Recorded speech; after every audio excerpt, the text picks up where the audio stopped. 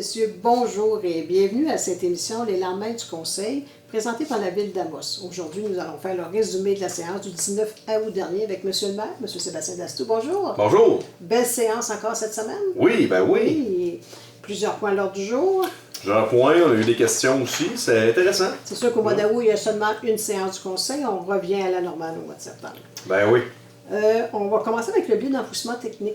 Oui, le site où on enfouit la poubelle verte, c'est un endroit où dans le fond, c'est une cellule qui est faite, qui demande des CA, puis qui est conforme. Mais quand elle est pleine, il faut la revitaliser, c'est-à-dire qu'il faut la caper. On met de la terre, on ressemence par-dessus pour rendre ça un peu plus à l'état naturel. Okay. Alors, ce qu'il y a de fun dans cet appel de projet-là, c'est qu'il y a eu 7 entrepreneurs qui ont déposé des offres allant de 720 000 à 1,2 million. C'est Roy et Frères qui a obtenu le contrat pour 720 000. On s'attendait que ça allait coûter à peu près ça.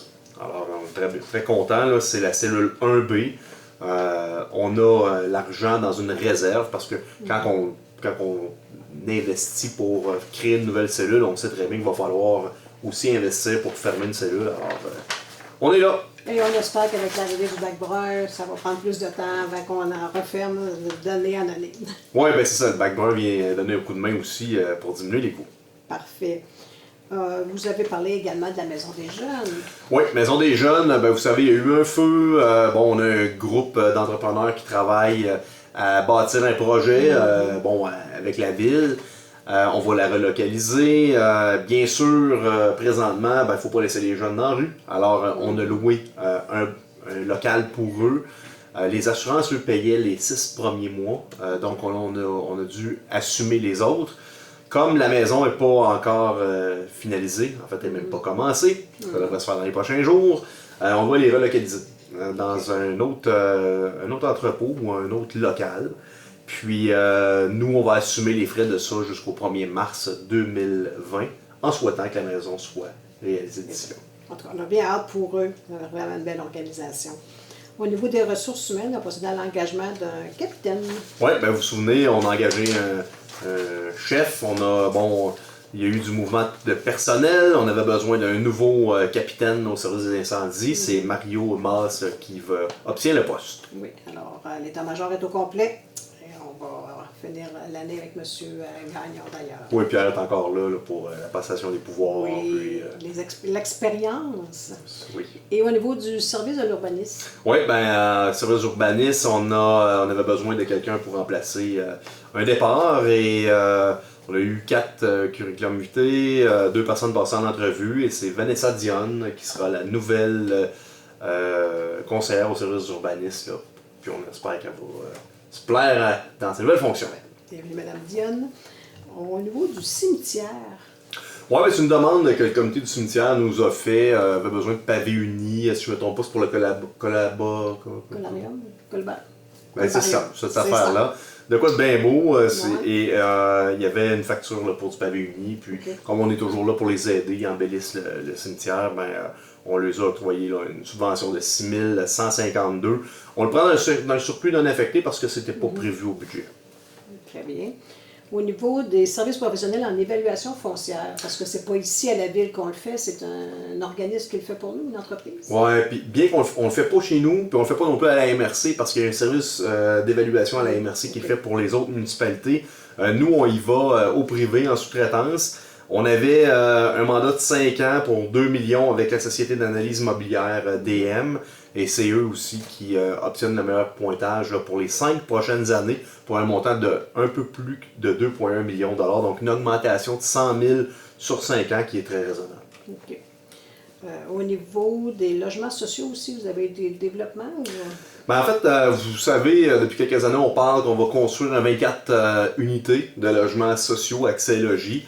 Présentement, c'est le groupe de ressources techniques qui est en train de faire les plans, qui va aller en appel d'offres pour la construction. C'est eux qui sont responsables de ça. Le bâtiment va être érigé là, à droite de l'Arche. Donc, près du l'Aricana. Rue Aricana, près du parc là, qui est là avec la fameuse patinoire extérieure. Alors, on va réaménager aussi le parc qui est là. Alors, Il y a des frais, hein, la ville doit payer pour le bâtiment, pour une partie du bâtiment, mais aussi on a des frais de récurrence pour compléter le coût du logement moyen versus ce que le locataire doit payer en fonction de sa capacité de payer. Alors, on a fait une réserve, on va mettre 400 000 dès maintenant pour s'assurer qu'on va avoir de l'argent pour pouvoir payer ces frais-là qui sont récurrents. Très bien. Au niveau des programmes admissibles dans le programme de taxe sur l'essence? Bon, la TEC qu'on appelle, qui est la taxe sur l'essence, qui était avant 2019, qui était pour 5 ans, on avait un montant de 3,7 millions, qui a été bonifié par le fédéral et le provincial, on est rendu à 4,6 millions. On a décidé, même si c'est un programme qui est là de 2019 à 2023, on a décidé de tout l'affecter sur la phase 2 de la première avenue pour diminuer la charge payée par les citoyens d'Amos sur cette phase-là. Il y a des avantages à ça. On sait qu'il y a des nouveaux programmes d'infrastructure qui vont sortir dans les prochains mois avec la négociation du pacte fiscal. Et ça fait 2 ans qu'on attend après ces programmes-là. Alors, vaut mieux prendre la TEC tout de suite. Comme ça, on ne se va pas dire commencer par utiliser la TEC. Puis, en même temps, ça vient contribuer là, à un projet majeur qui est la phase 2 de la première année. Très bien. Au niveau de l'analyse de l'efficacité financière. On a des retours de taxes au 100% TPS puis 50% TVQ dans la plupart de nos dépenses. Et ça, c'est une firme qui vient éplucher les 4 dernières années d'investissement ou de dépenses qu'on a fait. Puis ils regardent si on est capable d'aller chercher des montants qu'on aurait peut-être oubliés. Okay. Je donne un exemple. Ils réussissent à trouver 100 000 $ que le gouvernement devrait nous retourner en retour de taxes. Eux vont garder 35 000 $ puis on va obtenir 65 000 $. C'est fun puis c'est pas le fun. En fait, l'analyse a 2 types d'incidence. Un, peut-être récupérer des sommes, on serait content. D'un autre côté, on veut aussi voir si notre groupe comptable a les outils nécessaires pour récupérer les taxes. Si jamais il y a des choses qu'on fait pas bien, on va l'apprendre. Puis si jamais on n'a pas de retour d'argent, ça veut dire qu'on le faisait déjà comme il faut. Et ça nous coûte rien comme tel. Alors c'est une belle mesure qu'on va prendre. On va voir. On va peut-être avoir des belles surprises. Okay. La Ville avait mis récemment des terrains à vendre sur la rue de l'Aricana.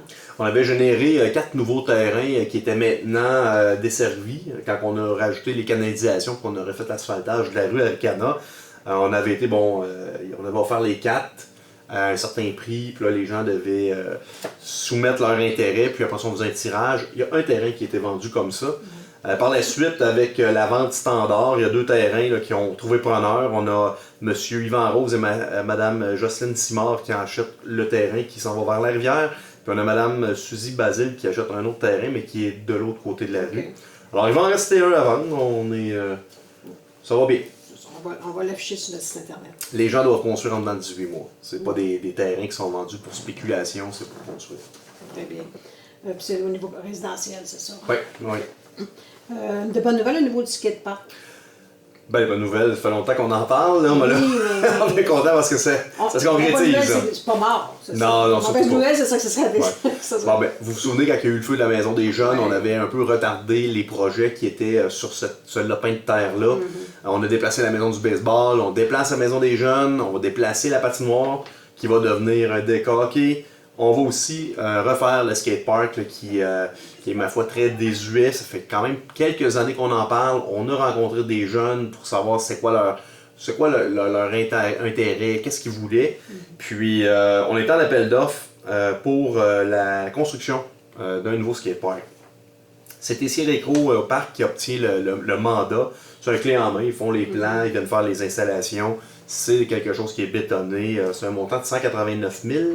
On a une subvention de 45 000. Et dans le contrat, ce qui est arrivé, c'est que quand on a fait l'appel de projet, il était un peu trop tard pour la programmation. Il n'y en a pas beaucoup des gens qui font ça, c'est quand même assez spécialisé.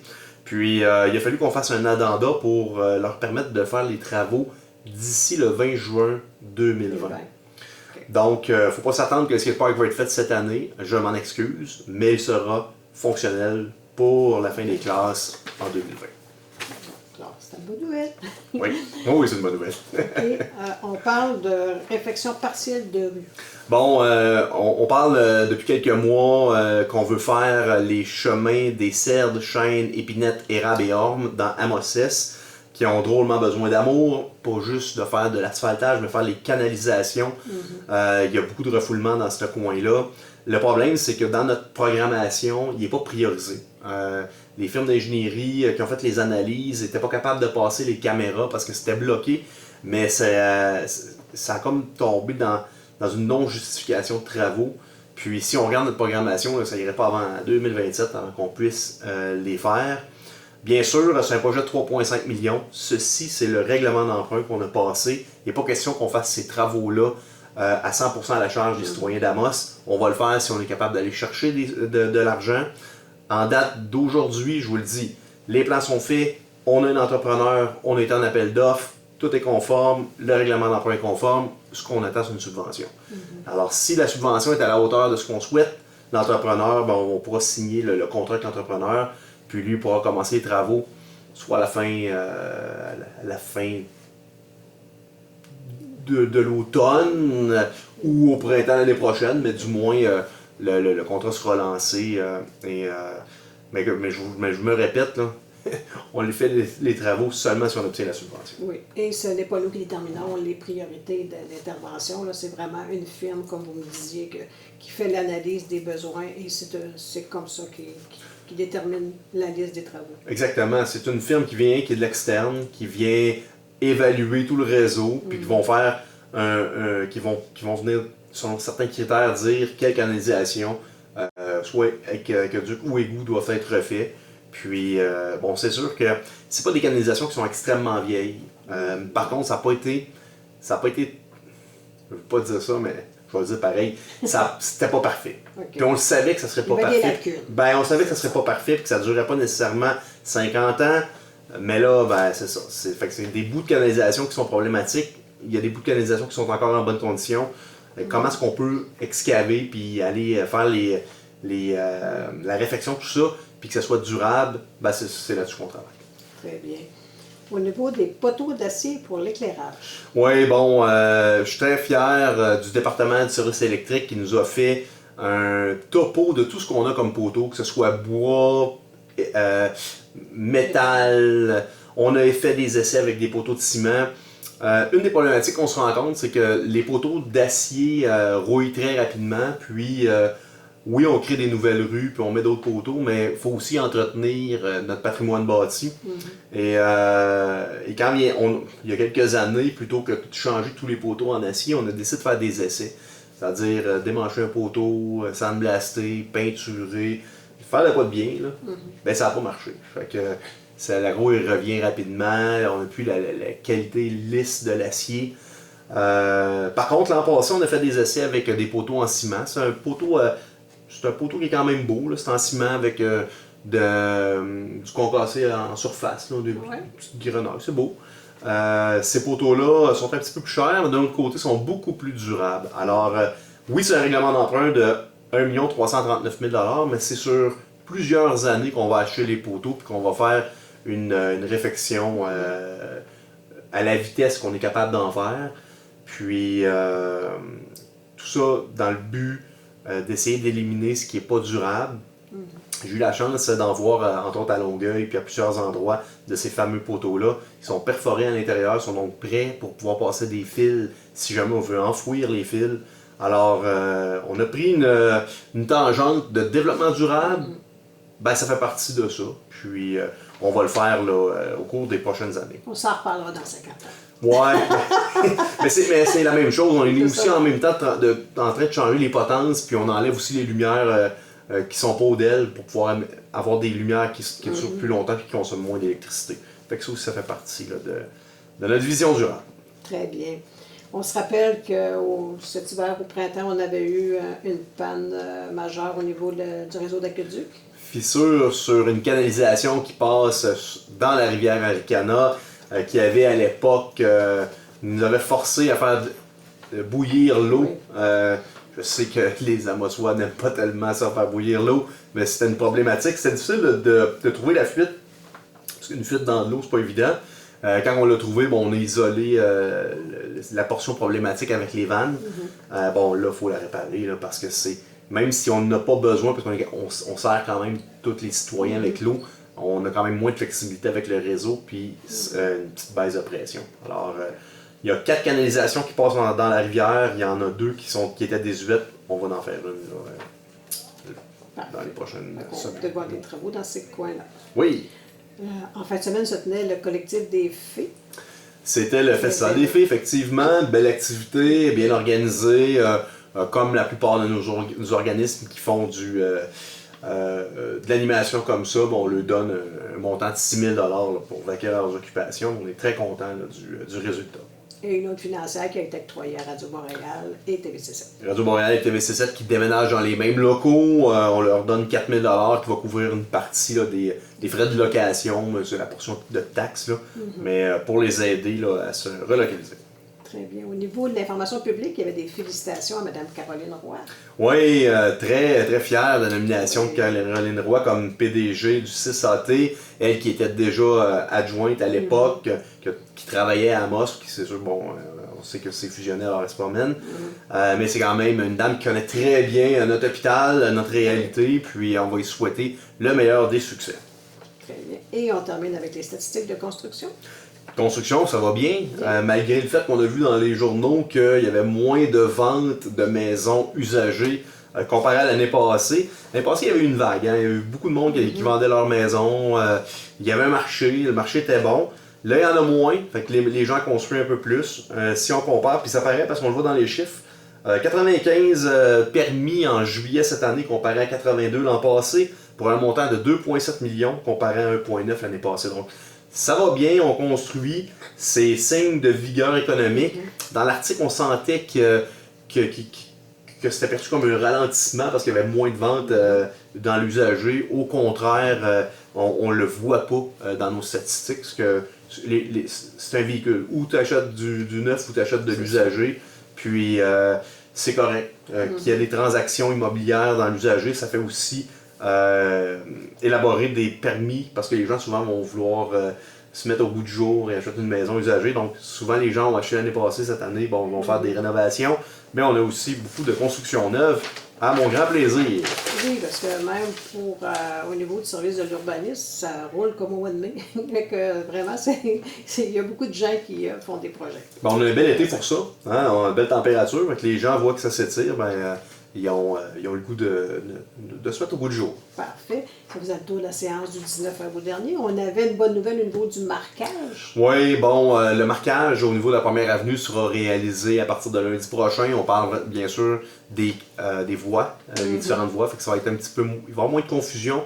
Et les lignes d'arrêt. Il faut comprendre que si on veut avoir un rayon pour pouvoir bien accéder aux rues, il faut que la ligne d'arrêt soit un peu moins loin.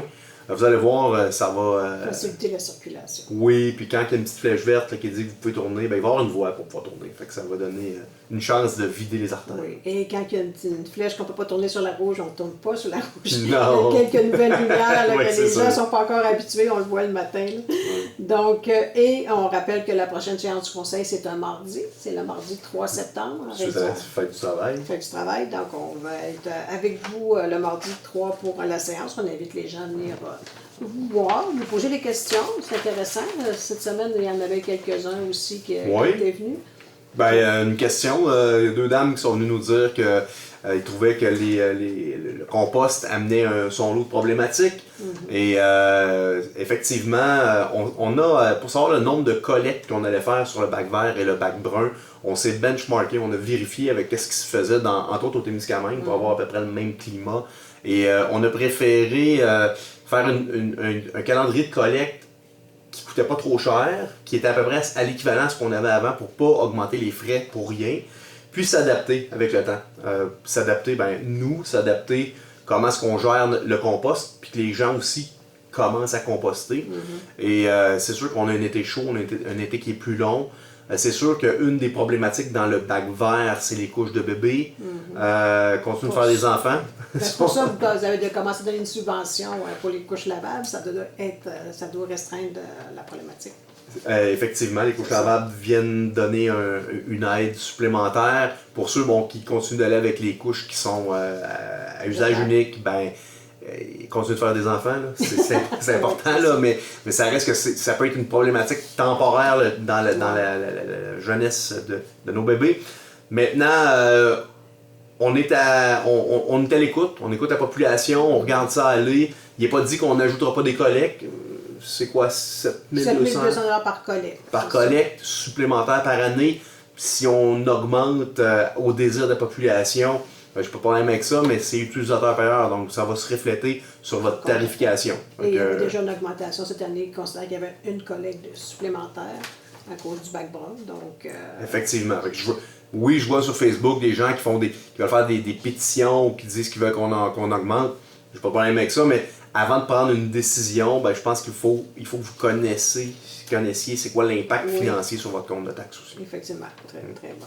Alors, merci pour tous ces détails, toutes ces informations. On vous souhaite un bon 2 semaines pour préparer la prochaine séance. Et on va être de retour à l'horaire régulier à partir de septembre.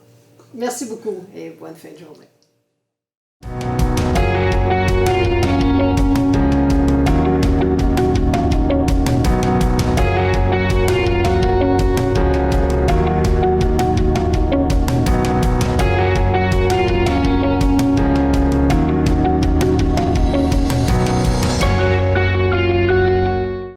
Pour des images aériennes de tout genre, pour la vente de votre maison, de votre entreprise, de la promotion touristique ou événementielle ou pour tout autre besoin, pensez à Imagerie aérienne SV, fier partenaire de TVC7 Abitibi.